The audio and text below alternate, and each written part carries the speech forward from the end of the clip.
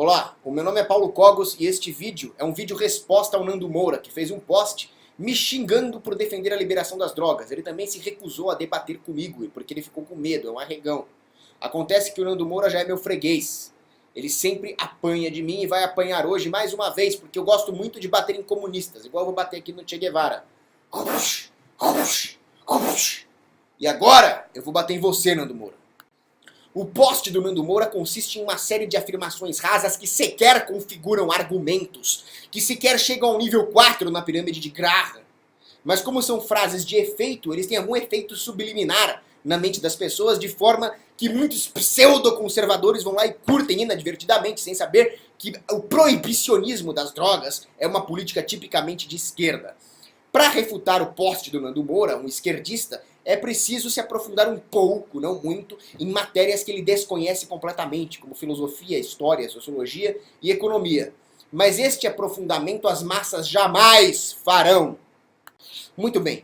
Então as massas não têm capacidade de reflexão moral, pois é um atributo do indivíduo, e elas não conseguem fazer análise em nenhum nível de profundidade das ciências humanas. Porém, elas tomam decisões. Como então sair deste conundro? A primeira coisa é rejeitar a democracia. Esse sistema nefando que permite que as massas manipuladas por uma elite espúria decidam os destinos dos indivíduos. A segunda, obviamente, e que seria a raiz da solução, é colocar na cabeça que os direitos naturais do indivíduo são invioláveis, independentemente das suas politiquinhas demagógicas. Então, quando chegar um comunistinha, engenheiro social psicopata como Nando Moura, e colocar um monte de frases de efeito de por que as drogas têm que ser proibidas, você manda ele para aquele lugar e diga: o indivíduo tem direitos invioláveis. Fim! Enquanto nós não colocarmos isso na cabeça, nós seremos escravos, porque as massas se deixarão levar por frases de efeito e destruirão, como disse Ortega y Gasset, tudo o que é belo!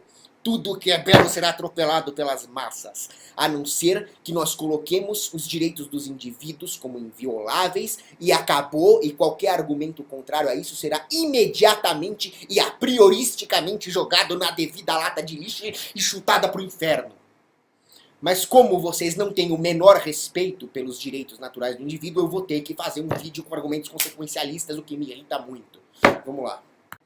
Para começar, Nando Moura, o coleguinha, o garotinho, o menininho, você, como todo proibicionista esquerdopata, está no time de outros proibicionistas esquerdopatas, tais como Woodrow Wilson, quiçá o pior presidente da história dos Estados Unidos, Franklin Delano Roosevelt, um esquerdopatazinho keynesiano que aprofundou a Grande Depressão, Mao Tse-tung, que mandava matar os usuários, comunista.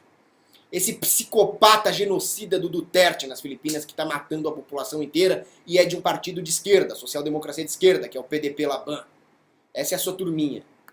A primeira afirmação que você faz é de que o uso de drogas sintéticas não pode ser considerado uma expressão da liberdade individual, porque isso acarreta em consequências nefastas. Isso é um absurdo que você falou. Quando um indivíduo escolhe usar drogas sintéticas, obviamente ele está exercendo o seu livre-arbítrio, ainda que seja uma decisão pecaminosa e imoral, ainda que seja uma decisão estúpida, ainda é fruto do seu exercício do livre-arbítrio, sempre usando a razão. Ludwig von Mises nos explica que aquilo que diferencia o homem de um animal é justamente o fato de o homem dominar os seus impulsos, as suas pulsões, através do uso da razão, pois o homem estabelece objetivos e procura os meios necessários para atingir esses objetivos, de forma certa ou errada. Esses objetivos são definidos pela sua reflexão moral e os meios pelo uso da razão. Claro que tudo isso pode falhar, a moralidade humana é falha em relação à moralidade absoluta divina e a razão humana é limitada. Mas este é o exercício de livre-arbítrio do homem, como nos explica São Tomás de Aquino. O homem é livre para exercitar a sua vontade para escolher coisas particulares. É óbvio que ele não vai acertar sempre. Escolher usar drogas é, portanto, uma decisão resultante do exercício do livre-arbítrio e o indivíduo que o faz incorre nas responsabilidades referentes às consequências deste ato.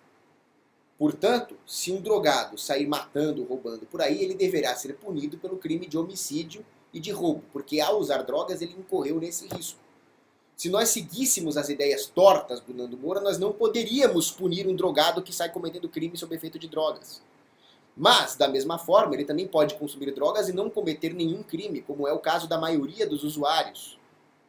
O Nando Moura, então, está cometendo uma perversão jurídica de punir alguém pela possibilidade de cometer um crime. Tomemos como exemplo uma das drogas mais horríveis, devastadoras, viciantes, pesadas, letais, uma tragédia, que é o crack.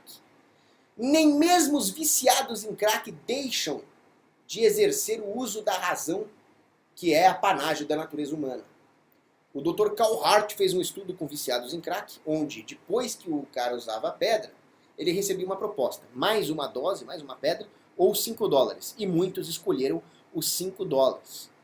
Agora, existiam aqueles que estavam mais profundamente viciados e escolheram a pedra. Então o Dr. Hart aumentou o prêmio para $20. E aí até mesmo os viciadões lá pesados escolheram os $20. Ou seja, mesmo eles tomaram uma decisão economicamente racional. Então o Dr. Hart mostrou empiricamente que nem mesmo um indivíduo viciado em uma droga pesadíssima e devastadora está privado do uso da razão. O cara morre na lama, mas morre ainda com a capacidade de tomar escolhas racionais. E mesmo que a droga lhe tirasse a capacidade de fazer escolhas racionais, no momento em que ele escolheu usar a droga, ele ainda estava usando a razão. Agora, quando o Nando Moura vem falar que o fato de a droga acarretar consequências ruins implica que não houve decisão livre, ele está jogando no lixo toda a filosofia.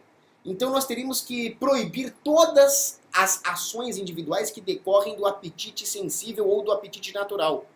Ou seja, nós teríamos que proibir todas as ações, uma vez que o grande doutor da igreja, São Tomás de Aquino, nos lembra que o apetite racional é indissociável do apetite sensível ou do apetite natural. Então todas as nossas ações são viesadas pelo apetite concupiscível, por exemplo, que nos leva a comer muito, que nos leva a ter afetos desordenados, então a pessoa vai atrás de uma namorada que não presta e assim por diante.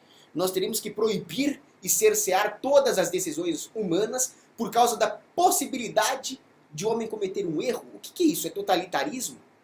Deus nos deu o livre-arbítrio. Quem você pensa que é para tirar, Nando Moura?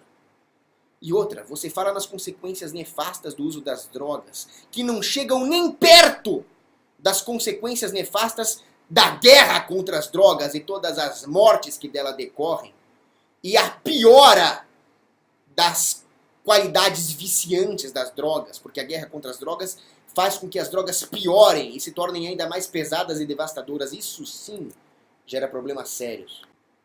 O Nando Moura apela para o sistema público de saúde para proibir as drogas. Você sabe quem queria controlar os hábitos dos cidadãos por causa da porcaria do sistema de saúde público?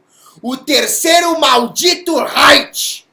Sim, Nando Moura, você está defendendo uma política nazista com argumentos nazistas. Então nós vamos obrigar todo mundo a comer salada, vamos proibir açúcar e refrigerante e vai ter sessão de exercício e treinamento físico-militar obrigatório em frente às teletelas. O fato de que drogas matam e causam danos à saúde é mais um argumento para privatizar totalmente o setor de saúde, não para proibir as drogas ou nazistinha.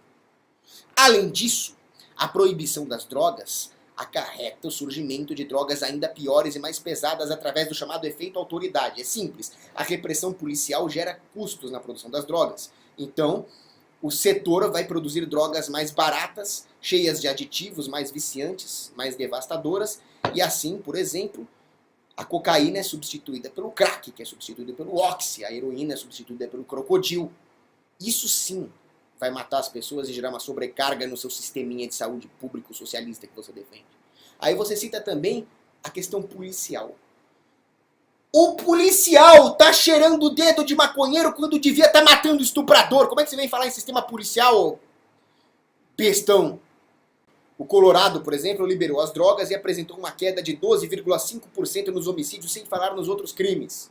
Aí o Nando Moura vem falar em sofrimento das famílias. Sofrimento das famílias é o que está acontecendo no México, com a sua guerra generalizada contra as drogas, guerra maldita, financiada por aquele marxista genocida terrorista do Obama, que está armando um verdadeiro estado policial ditatorial no México. Obviamente essas armas vão parar nos grandes cartéis, como o cartel de Sinaloa.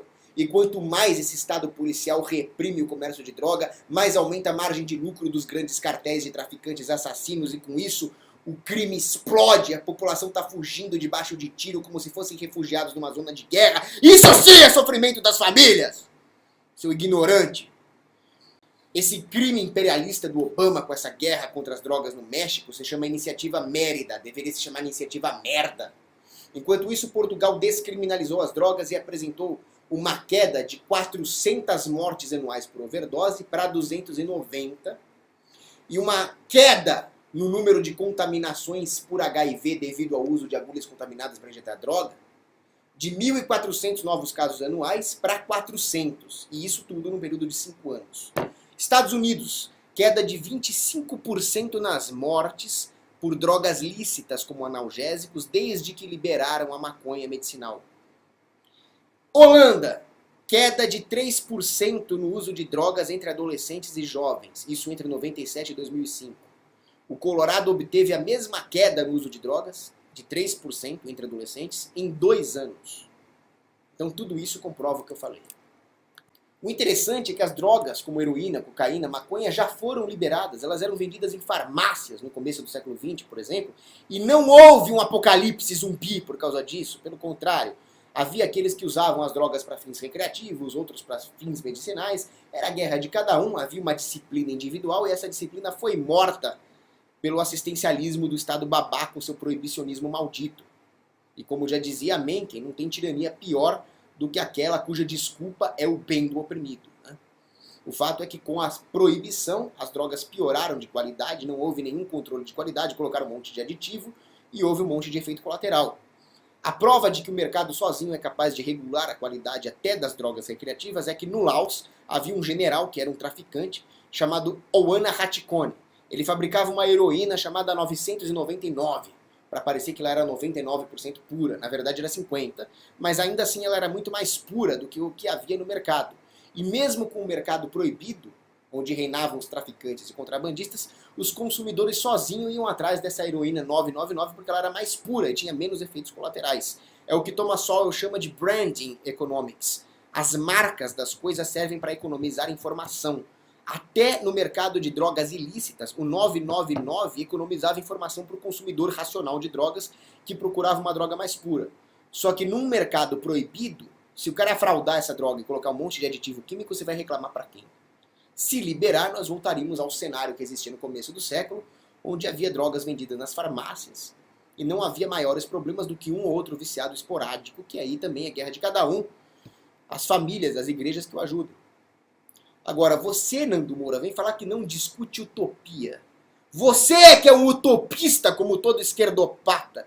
Você realmente espera vencer a guerra contra as drogas? Você realmente acha que vai chegar o dia da batalha final contra os traficantes? Onde o último traficante cairá num tiroteio contra um heróico policial ali? E pronto. Agora todas as crianças das gerações futuras viverão para sempre felizes em um mundo sem drogas. As drogas estão derrotadas. Você realmente acha isso, cara? Você é burro. Você acha que com a demanda que existe por drogas, especialmente com a população viciada pelas drogas aditivadas de um mercado proibido, você acha que o preço não vai disparar? E você acha que não vai ter ninguém querendo abocanhar esse mercado? Você acha que os policiais, políticos e burocratas não vão querer abocanhar esse mercado? Você acha que os agentes estatais são desinteressados e partilham da sua guerra pseudo-moralista contra drogas? Você é utópico.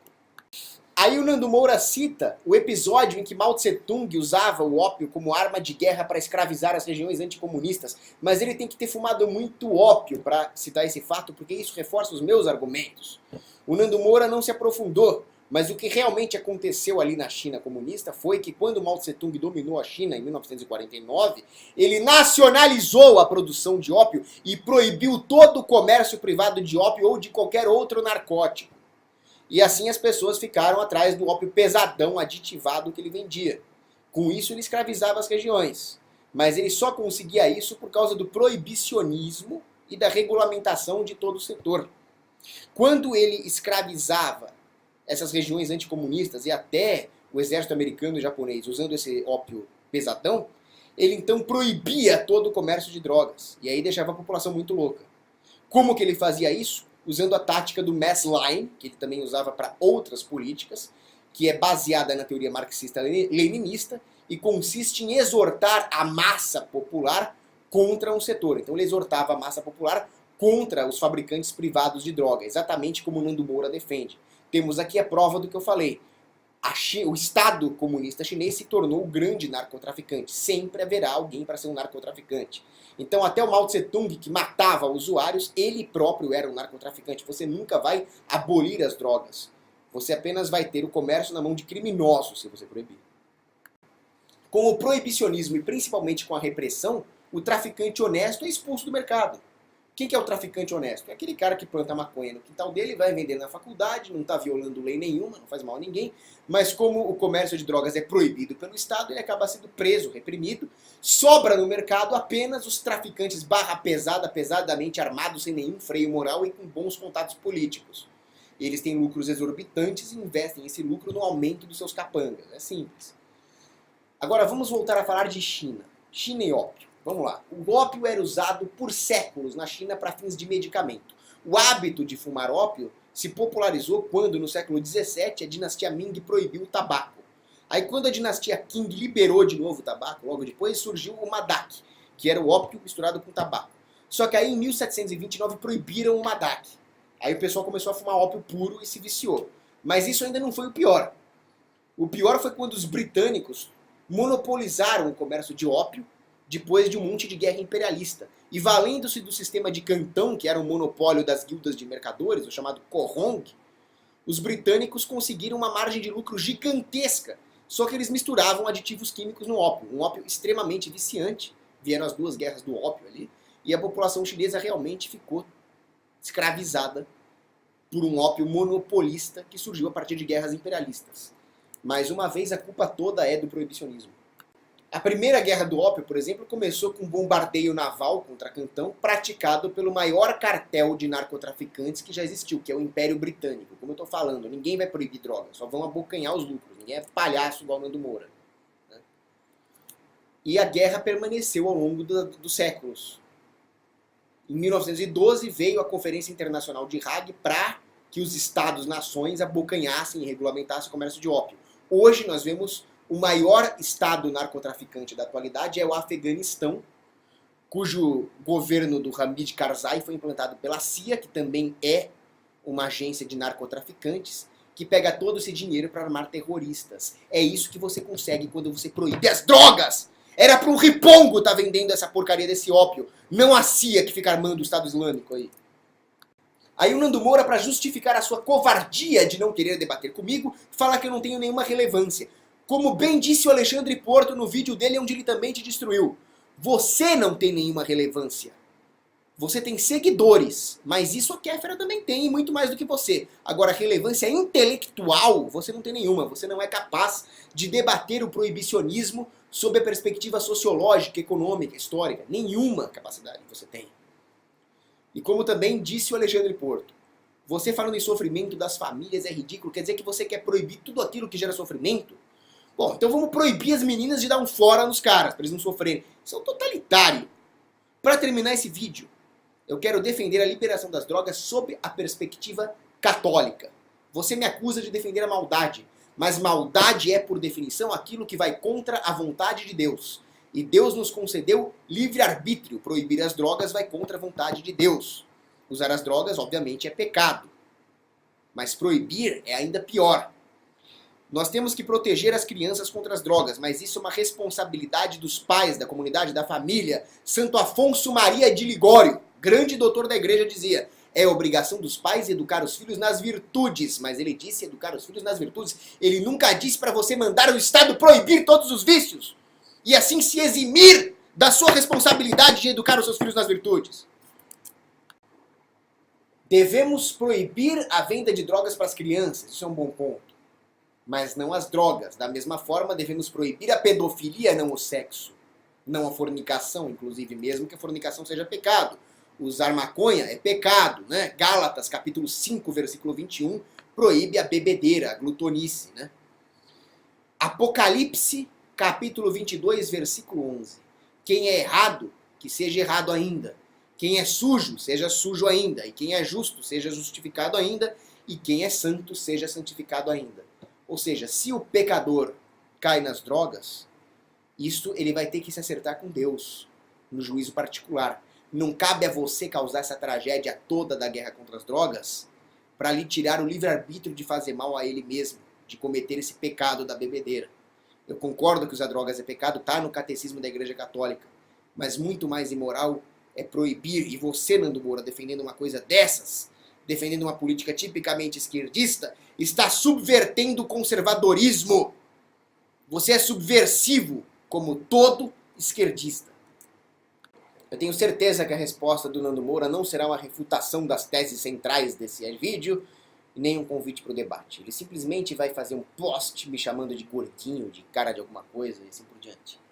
Então, Nando Moura, ou você reconhece a sua derrota, ou eu vou degolar o Che Guevara. E aí, o que vai ser? Um abraço.